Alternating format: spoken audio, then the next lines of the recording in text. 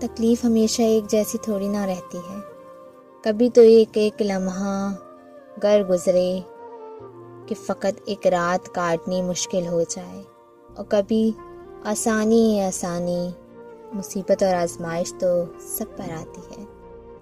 کوئی ان سے ہیرے کی مانند نکھرتا ہے تو کوئی اپنا آپ ہی کھو دیتا ہے۔ وہ آزمائش جس میں آپ ثابت قدمی سے ڈٹے رہیں اور رب کی نافرمانی سے بچے رہیں، زمین سے اٹھا کر آسمان کی جنتوں کا وارث بنا دیتی ہے۔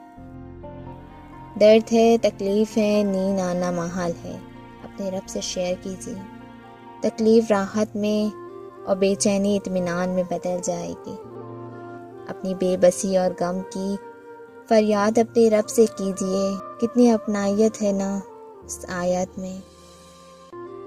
سورہ یوسف کی 86 آیات میں جو بے شک میں اپنی بے بسی اور غم کی فریاد اپنے رب سے کرتا ہوں۔ سبحان اللہ۔